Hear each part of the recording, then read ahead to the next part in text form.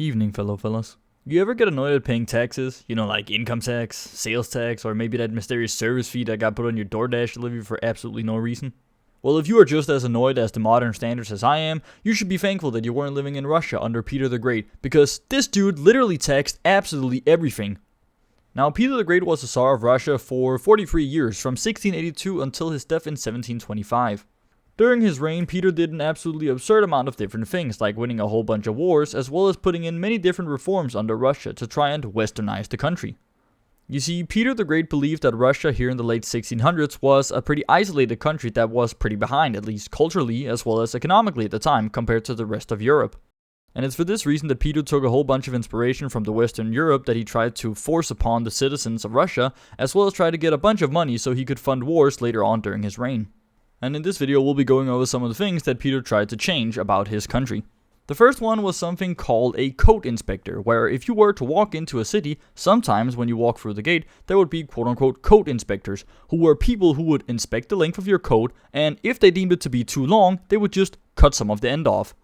The reason behind this is that Peter saw the Russian long coats as being, well, too long as the name suggests, and he favored the Hungarian or French coats, which were much shorter and more fashionable at the time.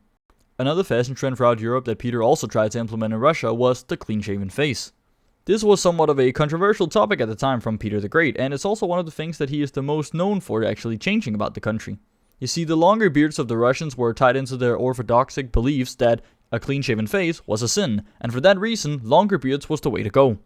Now, since Peter couldn't just ban the religion that was most favorable throughout the country, since that would probably get him killed, he decided to do something else, and that was to implement something called a beard tax. You see, the beard tax was an annual tax that every single person had to pay, and depending on what bracket you were in, at least economically, you would have to pay more if you were more wealthy. You see, regular merchants, townsfolk, as well as people associated with the imperial court, military, government, or other, they were charged an annual of 60 rubles. If you were one of the richer individuals that accounted as something being a wealthy merchant, you were forced to pay 100 rubles a year. Then there were the Moscovites, which just means people living in Moscow, who had to pay an annual of 30 rubles. And of course, in the dirtiest and lowest end of all tax brackets, we have what would be called a peasant. The peasants, unlike the other people, weren't actually charged an annual fee, but instead had to pay what was known as 2 dengar, 2 half kopecks, or what is also known as 1/100th of a ruble, every single time they entered a city. Now, if you had been a good upright citizen and remembered to pay your beard tax, you would get something called a beard token. A beard token was basically just a confirmation to show the beard police that, hey, you had actually paid your taxes. I actually forgot to mention this part, but if you didn't pay your annual beard tax, you would be forcefully shaven in public. I just want to mention real quick that the designs on the beard tokens were absolutely beautiful, and there was different designs throughout the years. My two favorite designs include the 1705 version, where the words were inscribed on the token, money taken, as well as the 1725 version, where on the reverse, which means the other side of the token, it just said that the beard was a superfluous burden, meaning that it was basically an unnecessary commodity. Now, since a bunch of people saw this as being a whole bunch of baloney, which I would have to agree with, you could do two things to try to get around this system. The first one was having a fake beard, which you couldn't technically get taxed if you never had a real beard. And the other one was trying to get illegally minted beard tokens instead of having to pay the government. Now, on top of trying to force the new fashion trends upon the Russian people, the beard tax was also seen as a way to try and get a stable income of money into the government. This beard tax turned out to be a complete flop, however, since it only raised around 3,588 rubles annually, which is the equivalent to around 120 people living in Moscow every single year.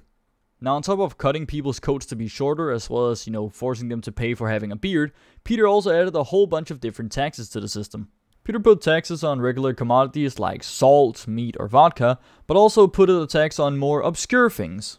One of these more obscure taxes included a tax on beehives, where if you had any sort of beehive on your property, willingly or not, you were forced to pay to have one. This basically just means that if a couple of bees decided to plant a beehive, right outside of your house, and it was on your property, it wasn't his problem, you still had to pay for it. Peter also put a tax on something called boyards, which were basically just the public bathhouses. This in turn, however, also made the country actually less clean, since a lot of the people who lived in the country were either peasants or poor, and for that reason couldn't really afford to take a bath every other day. Another tax that Peter also implemented was something called a poll tax, also known as a soul tax. A poll tax was basically just something that was put in the modern version of what we know as a household tax, and it was a tax that you had to pay for every single male citizen living under the roof of a house.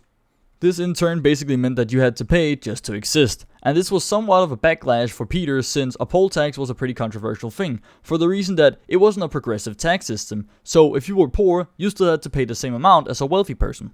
Now I did also mention earlier that Peter put a whole bunch of taxes on different regular commodities like salt, but this also included, like I said earlier, vodka.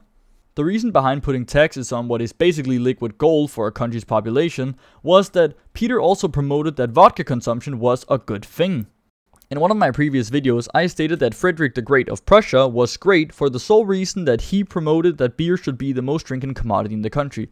And that is also why I believe that Peter the Great was announced to be Peter the Great, since he promoted the fact that vodka should be the most drinking thing next to water. Now, one of the biggest losses that Russia ever took throughout history actually happened almost 50 years after Peter the Great's death, and that is in the year 1772, when one monarch of Russia, Catherine the Great, decided to remove the beer tax in its full existence.